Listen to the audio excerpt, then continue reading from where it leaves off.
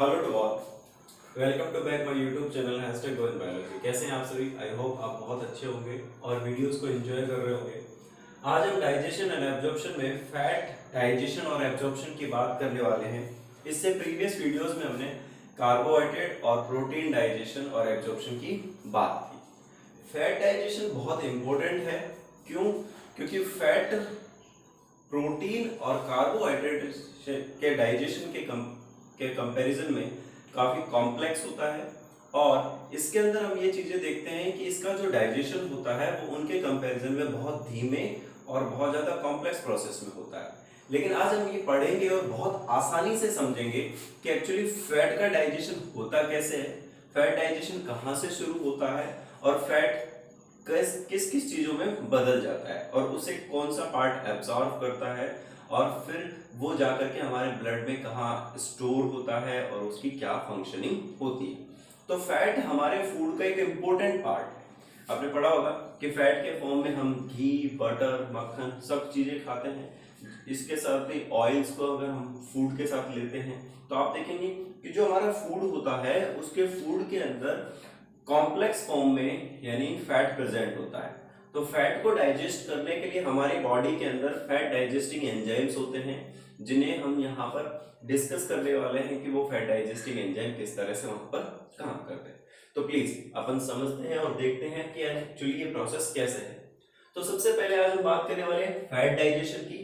और fat digestion में हम किसको डाइजेस्ट करने वाले हैं? लिपिड्स को। यानी फैट या लिपिड एक ही चीज है। तो लिपिड में हमारे फूड में हम क्या क्या लेते हैं? पॉलीमर के फॉर्म में triglycerides, cholesterol ester and phospholipid. यानी ये कॉम्प्लेक्स पॉलीमर्स हैं जो हमारे फूड में मेनली प्रेजेंट होते हैं और उन्हें हमारी बॉडी ब्रेक डाउन करती है मोनोमर्स के फॉर्म में, और मोनोमर्स के फॉर्म में ब्रेक डाउन करने के लिए कुछ डाइजेस्टिव एंजाइम्स यहाँ पर काम करते हैं। तो हम अच्छे से समझते हैं। तो मैंने क्या लिखा है कि लिपिड्स में triglycerides, cholesterol ester and phospholipid polymer की फॉर्म में है, कॉम्प्लेक्स फॉर्म में है। तो इनका कैटाबॉलिज्म किया जाता है या हाइड्रोलाइसिस किया जाता है। तो जब डाइजेशन होगा या तो कैटाबॉलिज्म या हाइड्रोलाइसिस में, तो ट्राइग्लिसराइड्स फैटी एसिड और ग्लिसरॉल में चेंज हो जाते हैं।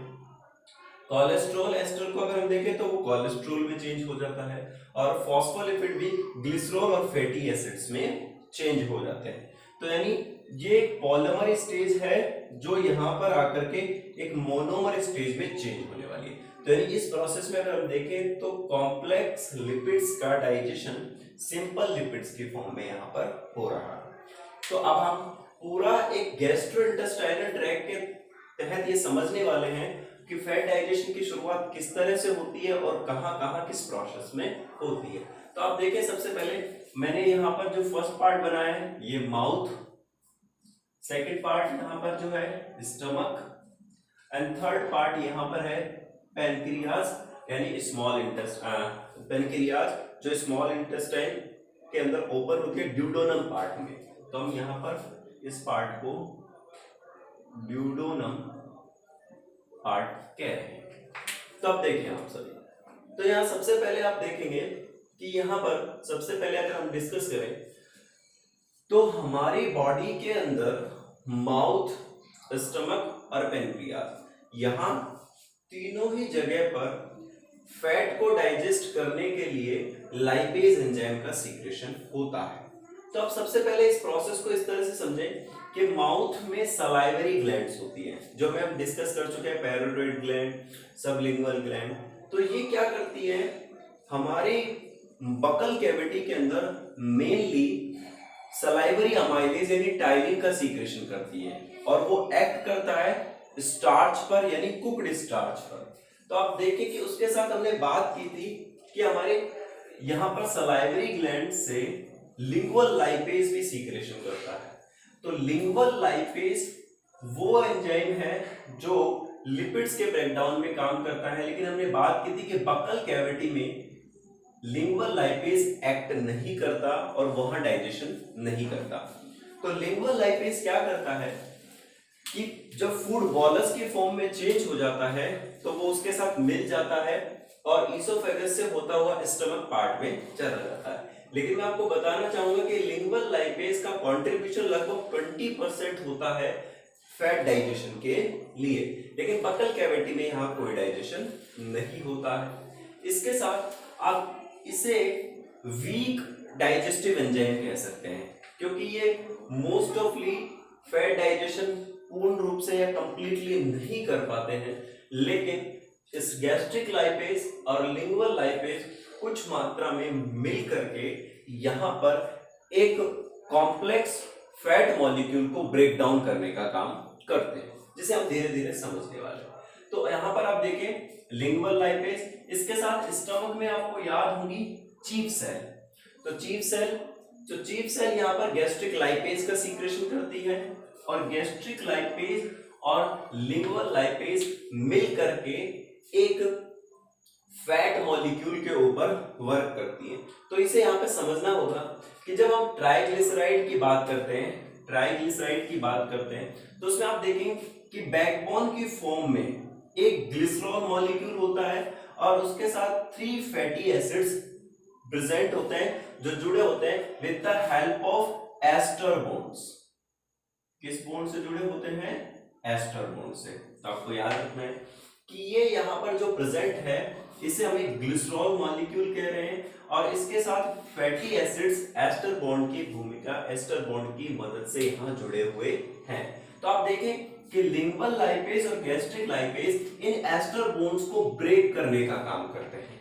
तो जब ये एक ट्राइग्लिसराइड मॉलिक्यूल को ब्रेक करते हैं तो रिजल्ट में क्या होता है कि आप देखें कि it will be change into the monoacylglycerate, यानी यहां आकर के 2 फैटी एसिड ब्रेक डाउन हो गए हैं और एक फैटी एसिड की चेन अभी तक ग्लिसरॉल के साथ जुड़ी हुई है, इसलिए उसे मोनोएसाइल ग्लिसरेट हम कह सकते हैं यहाँ पर। और आप देख रहे हैं कि यहाँ 2 फ्री फैटी एसिड्स यहाँ पर इससे रिमूव हो गए हैं with the help of lingual lipase और गैस्ट्रिक लाइपेज। तो आप यहाँ तक समझ पाए कि एक कॉम्प्लेक्स पॉलीमर से ब्रेक डाउन किया गया है ग्लिसरॉल मॉलिक्यूल को और फ्री फैटी एसिड को, जिस पर काम किसने किया है? लिंगुअल लाइपेज और गैस्ट्रिक लाइपेज ने, और एस्टर बॉन्ड्स को यहाँ ब्रेक कर दिया गया है। It's okay. तो अब हम यहाँ से आगे बढ़े तो ये फूड अब स्टमक पार्ट में है, तो स्टमक से जब फूड को आगे की ओर ले जाया जाता है तो आपको याद होगा कि फूड पास करता है स्मॉल इंटेस्टाइन में, और स्मॉल इंटेस्टाइन का सबसे फर्स्ट पार्ट क्या होता है? ड्यूडेनम। तो ड्यूडेनम की जब हम बात करते हैं तो ड्यूडेनम वो पार्ट है जहां पर बाइल जूस और पैंक्रेटिक जूस दोनों का सीक्रेशन होता है। तो बाइल जूस का फॉर्म करता है लिवर और पैंक्रेटिक जूस का फॉर्म करता है पैनक्रियाज। तो पैनक्रियाज से सीक्रेट होने वाला पैनक्रेटिक लाइपेज सबसे स्ट्रॉन्ग डाइजेस्टिव एंजाइम होता है फैट के लिए। तो आपको याद रखना है कि ये पैनक्रेटिक लाइपेज के कंपैरिजन में गैस्ट्रिक लाइपेज और लिंगुअल लाइपेज वीक एंजाइम होते हैं, लेकिन pancreatic lipase is a more stronger comparison to gastric lipase and lingual lipase. तो अब आप यहाँ देखें कि हमने पढ़ा है कि गॉल ब्लैडर से हिपैटिक डक्ट्स होती हैं और पैनक्रियाज से पैनक्रेटिक डक्ट निकलती है, और उसके बाद जब वो दोनों जुड़ जाते हैं तो हिपैटो पैनक्रेटिक डक्ट का फॉर्मेशन करती है, और हिपैटो पैनक्रेटिक डक्ट से पैनक्रेटिक एंजाइम और बाइल जूस का सीक्रेशन होता है ड्यूडेनम पार्ट में। आपको पता है कि गॉल ब्लैडर वो पार्ट है जहां पर बाइल जूस को स्टोर किया जाता है, लेकिन हम पहले पढ़ चुके हैं कि bile juice do not have any digestive enzyme, कि उसके पास कोई डाइजेस्टिव एंजाइम नहीं होता, लेकिन उसके पास कुछ बाइल साल्ट्स और फॉस्फोलिपिड प्रेजेंट होते हैं, जिसकी वजह से वह फैट इमल्सिफिकेशन का काम करता है। तो फैट इमल्सिफिकेशन क्या है पहले से एक बार हम समझ लेते हैं। एक्चुअली जो फैट होता है वो वाटर में अनसॉल्युबल होता है, लेकिन हम देखते हैं कि जो यहां पर जो गैस्ट्रिक लाइपेज है, पैनक्रेटिक लाइपेज है, ये सभी वाटर में सॉल्युबल होते हैं। तो जब ये पानी के साथ मिल जाते हैं और जब ये फैट जब पानी में नहीं मिलता है तो ये उसके साथ इमल्सिफाइड करते हैं। और अभी हम बात करेंगे कि ये किस तरह से यहां जाकर के कुछ स्मॉल फैट ड्रॉपलेट्स का फॉर्मेशन करते हैं।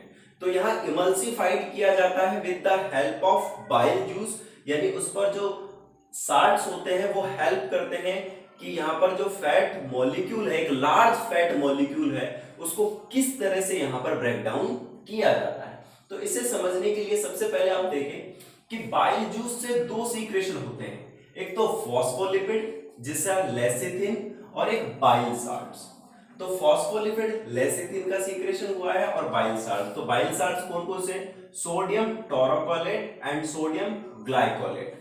तो ये फैट इमल्सिफिकेशन के लिए हेल्प करते हैं। तो कैसे होता है इसको आप समझ लीजिए।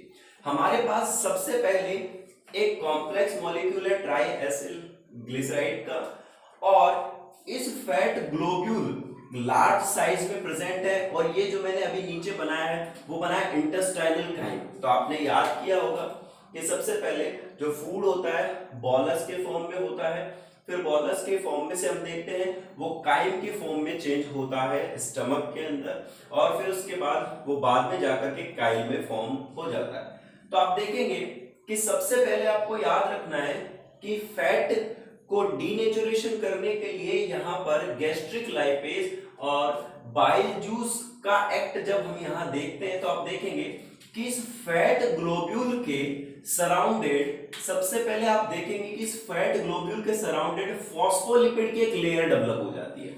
इस मैकेनिज्म को अगर आप समझेंगे तो इसमें हाइड्रोफोबिक कुछ रीजन्स होते हैं, और जिसके साथ में यहाँ पर हम देखते हैं कि फॉस्फोलिपिड बाइंड हो जाता है ट्राइग्लिसराइड के साथ में। तो ये जो कॉम्प्लेक्स फैट ग्लोब्यूल है, ये कॉम्प्लेक्स फैट ग्लोब्यूल को क्या किया जाता है, इसके सराउंडेड आप देखिए सबसे पहले ये क्या चीज है, ये है एक लार्ज फैट ग्लोब्यूल, इसके ऊपर क्या है फॉस्फोलिपिड यानी लेसिथिन, और उसके ऊपर क्या है बाइल साल्ट। सो बाइल साल्ट्स यहाँ पर प्रेजेंट है। अब ये बाइल साल्ट्स के प्रेजेंट में जब यहाँ पर इमल्सिफाई होता है तो आप देखेंगे कि इंटेस्टाइनल काइम के अंदर पैनक्रेटिक लाइपेज प्रेजेंट है। तो पैनक्रेटिक लाइपेज वर्क करना चाहता है लिपिड पर, लेकिन लिपिड मॉलिक्यूल अभी लार्ज मॉलिक्यूल के फॉर्म में है, तो पैनक्रेटिक लाइपेज उसे अभी डाइजेस्ट नहीं कर सकता। तो इसलिए जब हम किसी चीज को बड़े से छोटे में तोड़ते हैं तो उसका सरफेस एरिया इंक्रीज हो जाता है, जिससे एंजाइम एक्टिविटी तेजी से काम कर पाती है और उसे डाइजेस्ट जल्दी किया जा सकता है। तो आप यहाँ देखेंगे कि इसके अंदर जब यहाँ पर जो लार्ज फैट मॉलिक्यूल है, इसको इस जो बाइल साल्ट्स होते हैं और फॉस्फोलिपिड्स होते हैं, जब ये इनको इस पर वर्क करते हैं तो इसके साथ आप देखेंगे कि इंटेस्टाइनल काइम के अंदर ये जो लार्ज मॉलिक्यूल है वो स्मॉल फैट ड्रॉपलेट्स में चेंज हो जाता है। किस में चेंज हो जाता है? स्मॉल फैट ड्रॉपलेट्स में। और यही कहलाता है फैट इमल्सिफिकेशन। क्या कहलाता है ये? Fat emulsification. यानी बाइल्स जूस का फंक्शनिंग ये होता है कि it will be change a large fat molecule into the some small amount of the fat droplets, यानी छोटी छोटी ड्रॉपलेट्स में फैट को चेंज कर दिया जाता है जिससे उसे आसानी से डाइजेस्ट किया जा सके। तो अब आप देख रहे हैं यहां पर, तो यहां जो अंदर मैंने रेड कलर का बनाया है ये फैट मॉलिक्यूल है, इसके सराउंडेड आप देख रहे हैं फॉस्फोलिपिड प्रेजेंट है और इसके ऊपर प्रेजेंट है बाइल साल्ट्स। लेकिन अब आप देख रहे हैं कि इनका साइज छोटा हो चुका है, यानी ड्रॉपलेट्स में चेंज हो चुके हैं। तो जब ये ड्रॉपलेट्स में चेंज हो चुके हैं तो इसके बाद अब यहाँ एंजाइम एक्टिविटी काम कर सकती है और उसे डाइजेस्ट किया जा सकता है। लेकिन मैं आपको बताना चाहूंगा कि यहाँ पर आप देखेंगे कि ये जो सराउंडेड एक लाइनिंग बनाई है बाइल साल्ट्स की, तो बाइल साल्ट्स जब कवर करके रखते हैं फैट ग्लोब्यूल्स को, तो आप देखेंगे कि यहाँ पर तो पैनक्रेटिक एंजाइम काम कर ही नहीं सकता। तो पैनक्रेटिक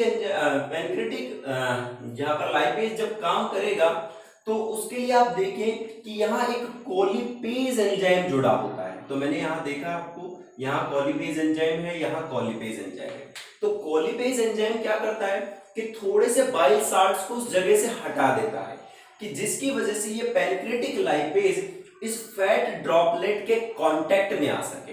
तो फैट जब पैंक्रियाटिक लाइपेज इसके कांटेक्ट में आएगा तो इसे ब्रेक डाउन कर पाएगा, तो क्योंकि अभी बाइल साल्ट्स ने इसे प्रोटेक्ट कर रखा है। तो लेकिन जो कॉलीपेज एंजाइम होता है वो कुछ सरफेस एरिया से बाइल साल्ट्स को हटा देता है और पैंक्रियाटिक लाइपेज उस पर काम कर पाता है। तो आप यहाँ नीचे देख पाएंगे, तो मैंने यहाँ पैंक्रियाटिक लाइपेज बनाया 4W। अब देखिए तो कोलिपेज एंजाइम क्या करता है, रिमूव करता है थोड़े से बाइल साल्ट्स को, जिससे एक साइट मिल पाए और जहां पैंक्रियाटिक लाइपेज एक्ट कर पाए। तो आप देख रहे हैं कि यहां से ये जो कोलिपेज एंजाइम है ये हटा देता है बाइल साल्ट को, जिससे पैंक्रियाटिक लाइपेज काम कर पाता है। अब पैंक्रियाटिक लाइपेज भी क्या करता है, इन फैट ग्लोब्यूल्स को फिर वापस से ब्रेक डाउन करता है। तो अब देखिए वापस से फैट ड्रॉपलेट्स को भी ब्रेक डाउन किया जा रहा है मोनो एसिड ग्लिसरेट के अंदर और फ्री फैटी एसिड्स के अंदर। तो हमें पढ़ा है कि जब ये बिल्कुल स्मॉलर चेंज में हो जाएगा तब हमारी बॉडी इसे अब्सॉर्ब कर पाएगी। तो मोनो एसाइल ग्लिसरेट और फ्री फैटी एसिड के अंदर यहां फैट ड्रॉपलेट्स को चेंज किया गया है, अब ये दो फॉर्म में। अब आप यहां से देखें कि मोनो एसाइल ग्लिसरेट और फ्री फैटी एसिड जब आगे की ओर बढ़ते हैं तो मैं आपको बताना चाहूंगा कि ये रेड क्या है, फैट ग्लोब्यूल। इसके ऊपर क्या प्रेजेंट है, हम यहाँ पर देख रहे हैं फॉस्फोलिपिड, और इसके सराउंडेड फिर वापस से क्या प्रेजेंट है इनके ऊपर अब यहाँ आकर के बाइल साल्ट्स भी प्रेजेंट है। और मैं आपको बताना चाहूंगा कि यही वह जगह है जहां आकर के fat soluble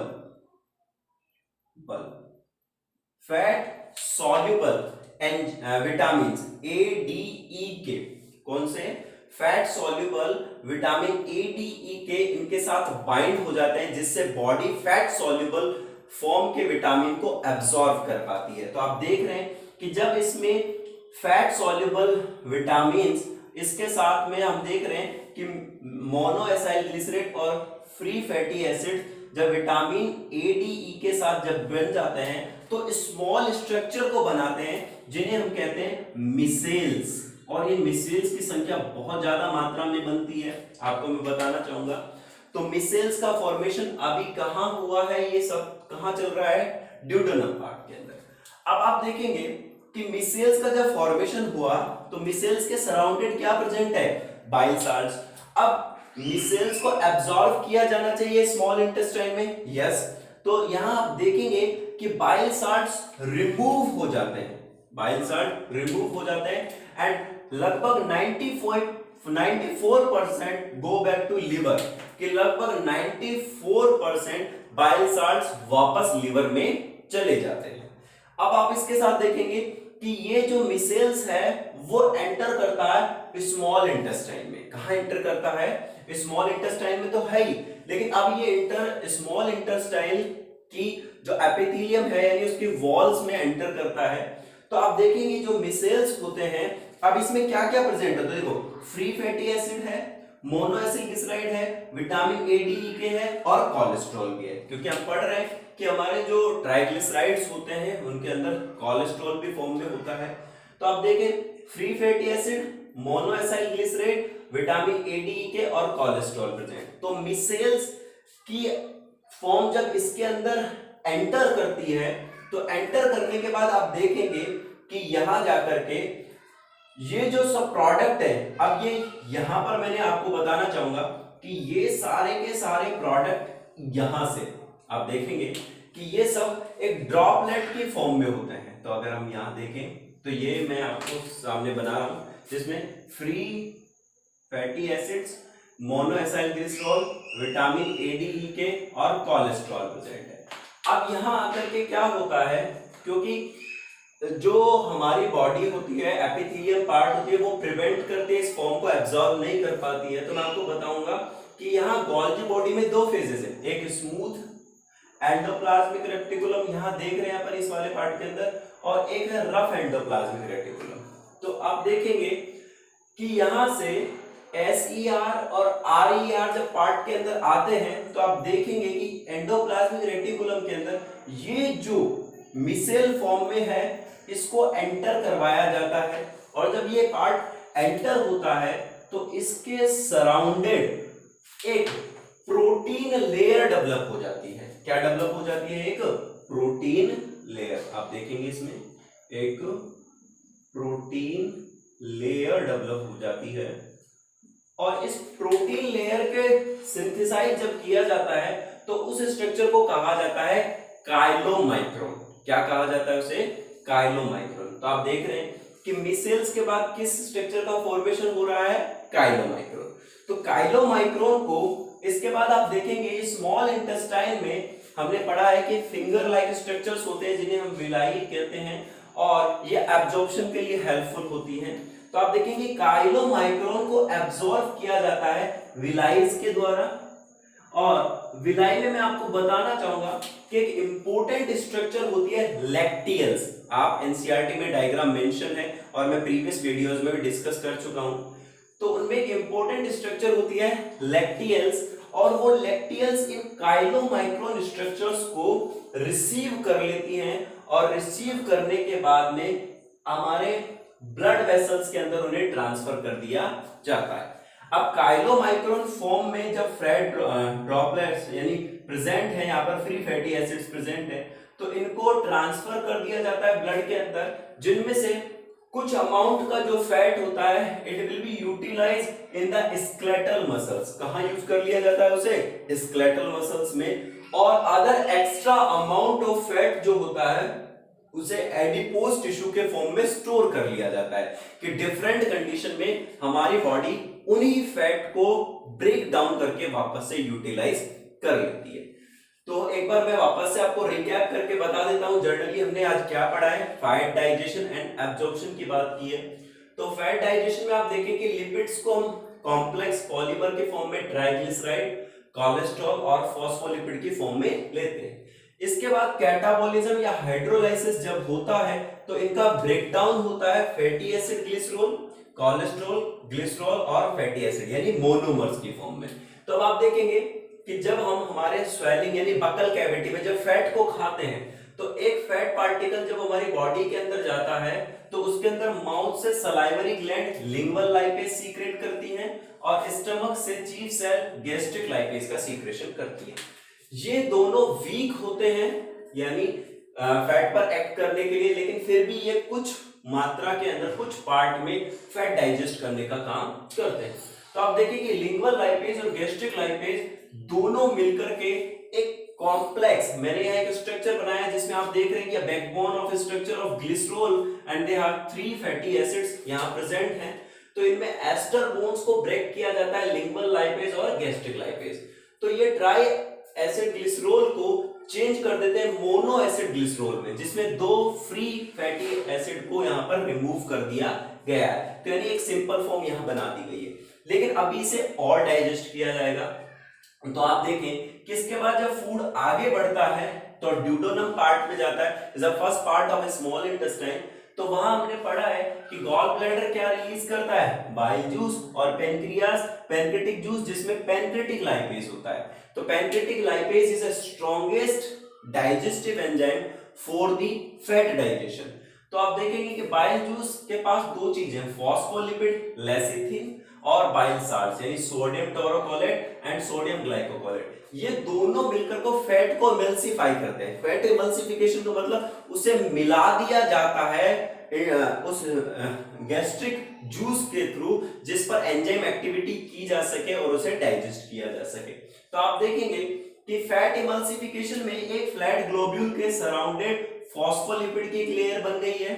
fat globule large structure में है, इसके साथ आप देखेंगे सराउंडेड बाइल साल्ट्स भी प्रेजेंट है। इसमें इंटेस्टाइनल काइम में इस एक लार्ज मॉलिक्यूल को स्मॉल फैट ड्रॉपलेट्स में चेंज किया जाता है। आप देख पा रहे हैं इन फैट ड्रॉपलेट्स के साथ एक कोलिपेज एंजाइम होता है, और वो कोलिपेज एंजाइम कुछ मात्रा में यहां पर से बाइल साल्ट्स को हटाने का काम करता है। जब बाइल साल्ट्स हटा दिया जाता है तो कौन काम कर पाता है? Pancreatic lipase. तो कोलिपेज एंजाइम की मदद से बाइल साल्ट हटा और पैनक्रेटिक लाइपेज इस पर काम करता है। तो पैनक्रेटिक लाइपेज इस फैट ड्रॉपलेट्स को भी मोनोएसाइल ग्लिसरॉल और फ्री फैटी एसिड्स में ब्रेक डाउन कर देता है। इसके बाद क्या हुआ है? इसके बाद आप देखेंगे अब ये एक सिंपल स्ट्रक्चर बन चुकी है यानी फैट की, लेकिन इसके अंदर हम देखेंगे कि ये चेंज होते हैं मिसल्स की फॉर्म में। तो मिसल्स की फॉर्म में कैसे चेंज होगी कि जब इनके सराउंडेड बाइल साल्ट्स और इसके अंदर हम फ्री फैटी एसिड और विटामिन, फैट सॉल्युबल विटामिन आकर के यहाँ ऐड हो जाते हैं। इसके बाद आप देखेंगे कि मिसेल से जो बाइल साल्ट्स होते हैं वो रिमूव हो जाते हैं और वापस कहां चले जाते हैं, लीवर के अंदर। तो मिसेल एंटर करता है अब स्मॉल इंटेस्टाइनल वॉल के अंदर, एपिथेलियल सेल के अंदर। तो आप देखेंगे कि इसमें क्या क्या प्रेजेंट है, free fatty acids, monoacylglycerate, vitamin A, D के और कोलेस्ट्रॉल। तो इसके बाद आप देखेंगे ये स्ट्रक्चर अब यहां से एंडोप्लाज्मिक रेटिकुलम से, स्मूथ एंडोप्लाज्मिक रेटिकुलम से एंटर करता है और रफ एंडोप्लाज्मिक रेटिकुलम की तरफ जाता है। तो आप देखेंगे कि यहां पर ये जो ड्रॉपलेट है अब यहां जाकर के एक प्रोटीन कोटिंग बना लेता है, और जब प्रोटीन की एक लेयर बन जाती है तो उसे क्या कहा जाता है, काइलोमाइक्रोन। और काइलोमाइक्रोन ही वो स्ट्रक्चर है जिन्हें हमारे इंटेस्टाइन में प्रेजेंट विली एब्सॉर्ब कर पाती है, यानी फैट को डाइजेस्ट करके काइलोमाइक्रोन स्ट्रक्चर में ही उसे एब्सॉर्ब किया जा सकता है। तो यहां से आप जब देखेंगे कि काइलोमाइक्रोन स्ट्रक्चर्स जब इसमें एंटर करती हैं तो यहां पर विलीज स्ट्रक्चर्स हैं जिनमें एक इंपॉर्टेंट स्ट्रक्चर है लैक्टियल्स। मैंने यहां मेंशन किया है लैक्टियल्स आर प्रेजेंट। तो lacteals receive chylomicron and transfer to the blood vessels, और ब्लड को उसे ट्रांसफर कर दिया जाता है। इसके बाद आप देखें कि यहां से जो काइलोमाइक्रोन स्ट्रक्चर्स है it will be pass out to the skeletal muscles and adipose tissue. तो सम अमाउंट ऑफ लिपिड ये जो फॉर्म है यानी काइलोमाइक्रोन्स को स्केलेटल मसल्स रिसीव कर लेती हैं और उसके साथ एडिपोज टिश्यूज में उन्हें स्टोर कर लिया जाता है। जो इन सभी प्रोडक्शन के दौरान जब हम वहां जाकर देखते हैं तो यहाँ पे एटीपी सिंथेसाइज भी होते हैं, और फैट डाइजेशन कार्बोहाइड्रेट और प्रोटीन के कंपैरिजन में बहुत लंबा और एक डिफिकल्ट प्रोसेस है, लेकिन नेचर ने हमारी बॉडी को इस तरह से बनाया है कि वो फैट पर एक्ट करती है और उसे डाइजेस्ट कर पाती है। फैट से हमें बहुत एनर्जी मिलती है और फैट को हम स्टोर भी कर पाते हैं एडिपोज टिश्यू की फॉर्म में, जो हमें लंबे टाइम तक एनर्जी और फूड प्रोवाइड कर पाती है डिफरेंट कंडीशंस में। तो आई होप आपको ये स्कीमेटिक, ये डायग्रामेटिक एक फॉर्म में आपको अच्छा लगा होगा। सो प्लीज आप इसे नोट करें, चीजों को समझने की कोशिश करें। अगर सच में ही आपको ये अच्छा लगा है तो आप लाइक करें, कमेंट करें और मेरे चैनल को सब्सक्राइब करें और लोगों तक इसे शेयर करें। तो आज हमने डाइजेशन में कंप्लीट कर लिया है, जिसमें हमने लगभग 14 या 15 लेक्चर्स लिए हैं और डाइजेशन अब हमारा कंप्लीट हो गया है। इसके साथ हम आगे एक नए स्ट्रेटेजी के साथ बढ़ रहे हैं। आप लोग इसी तरह चैनल पर बने रहें। Thank you, thank you, thank you so much.